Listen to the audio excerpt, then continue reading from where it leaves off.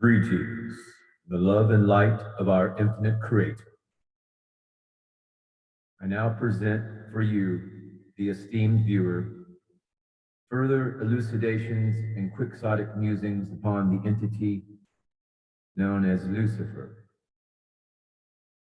I have come across the innocent words of a young lady and her testimony on this subject, and this young lady will begin this presentation. Thank you for your patience, esteemed viewer. Because everybody thinks that everything light is righteous and good, and everything dark is bad and evil. Well, all the time it's not true. Everything dark is not bad and evil, and everything light is is not is not good and right. Yes, so but yeah. Lucifer means light bearer. And Lucifer is a deceiver and a trickster. Murdoch, Enki's son, Murdoch is Lucifer, and Murdoch tricked people into sinning and being evil, wicked, rebellious, cold-hearted, and cruel. But Enki and his followers,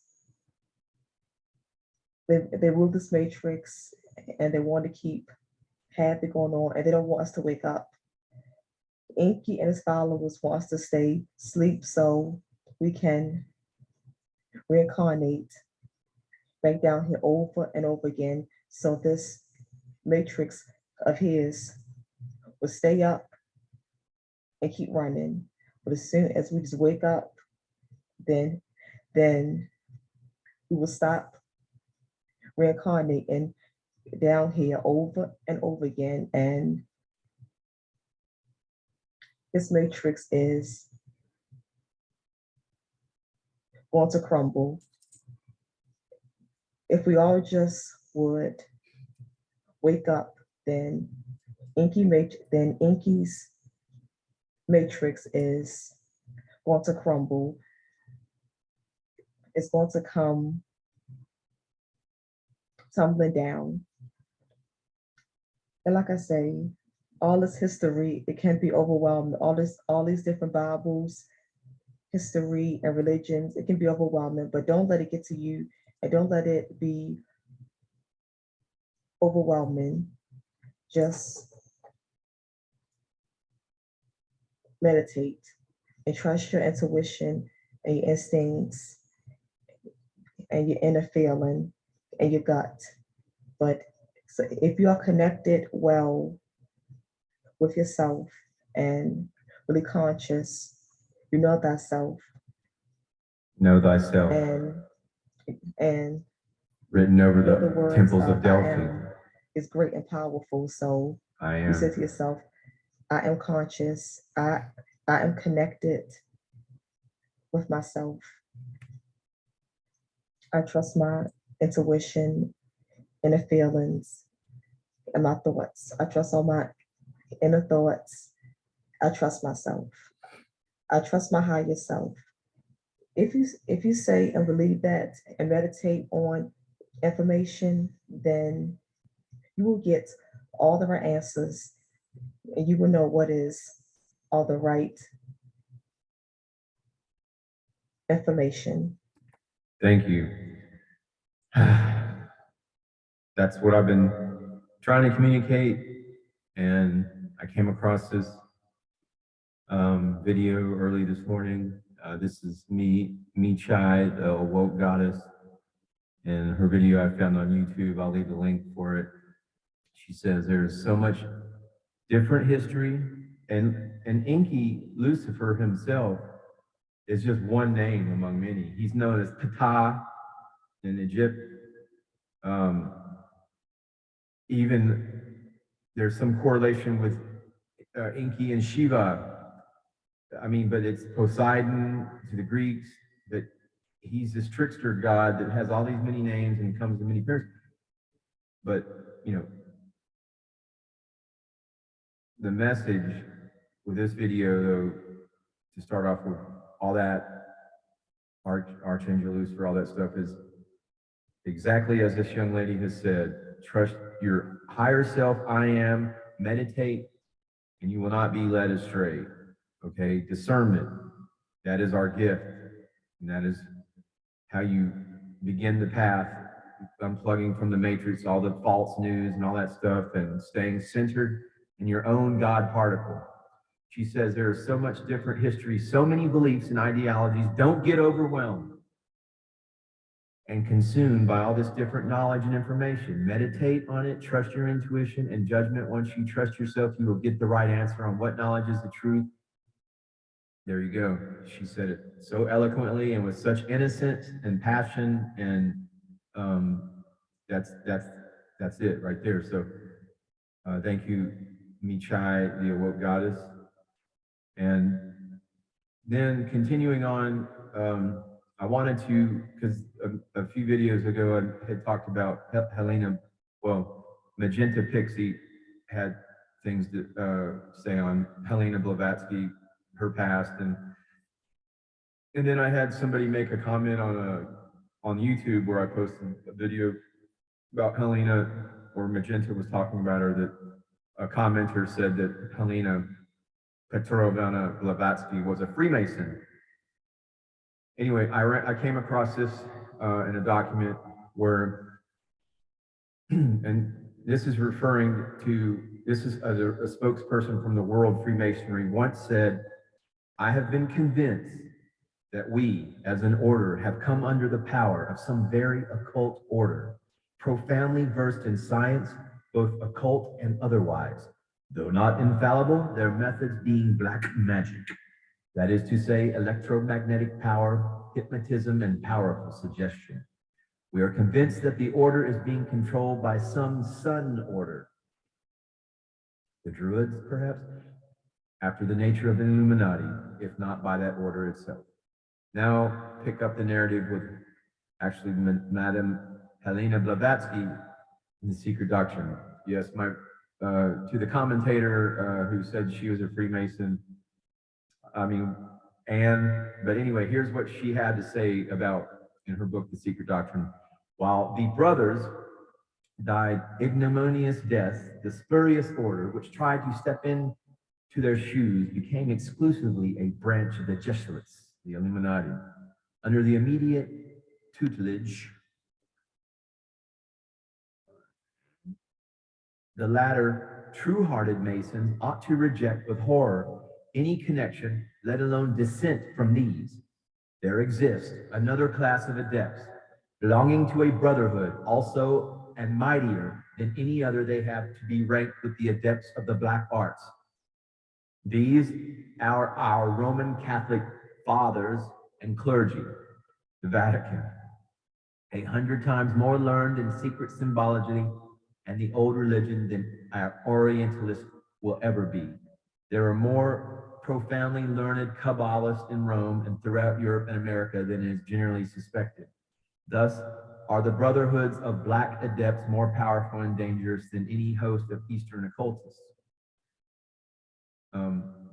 Both Blavatsky and Duke of Brunswick's reference, so that must have been the member of the Free World Freemasonry, the preceding quote before Blavatsky's quote.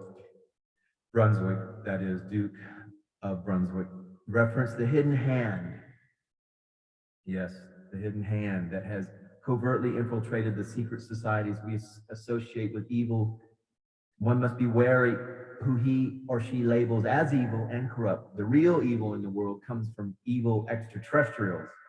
And to say Freemasonry is bad or taking over the world is really an egregious statement, although the notion is fundamentally valid. Remember, it is like Jordan Maxwell says, rest in peace, Jordan Maxwell. He passed away in March of this year. If you don't know who Jordan Maxwell is, look this man up in his work.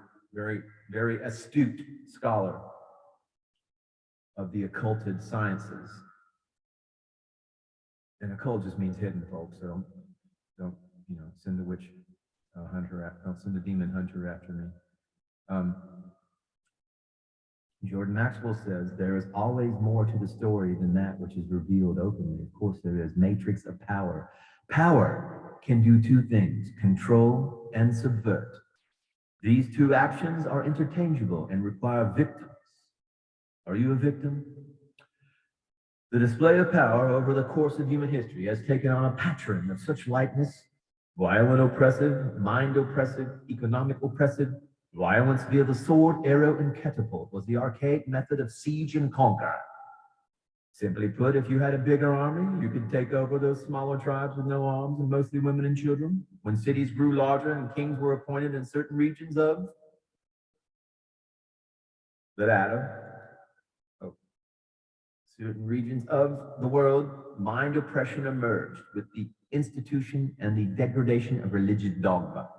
Monotheistic religions flourished while God was punitive and feared by all alike. Hello, Yahweh. Someone might be listening to this presentation and say, oh, no way. And I would respond, Yahweh. Thank you, James Gillian, for that little bit of humor. Monotheistic religions flourished while God was punitive and feared by all alike. Fear was the base paradigm when people feared they would go to hell if they sinned. Now economic oppressions hold entire populations at bay financially and socially. Money and economic political control over the world's resources are in full effect today. In the book, Confessions of an Economic Hitman, former jackal John Perkins testifies to his function within the United States corporateocracy to convince political and financial leaders in underdeveloped or third world countries to accept development loans from institutions like the World Bank, owned by members of the Skull and Bones and USAID. These loans were always too large to pay back, so the economic hitman would have leverage in persuading further entrapment by convincing third world countries to give up large amounts of resources at pennies on the dollar. Yes, that's in the fraudulent financial reports. Economic hitman Jackal goes on to say, rigged elections, payoffs, extortion, sex, and murder were the cards out on the table. Economic hitmen are in effect highly paid professionals who coerce and politically bully smaller governments and leaders of poor nations in giving up their power and resources. Often the politicians paid off and no further penetration is needed. In more recent cases, plans B and C were taken into effect. I think it's interesting to note that when all this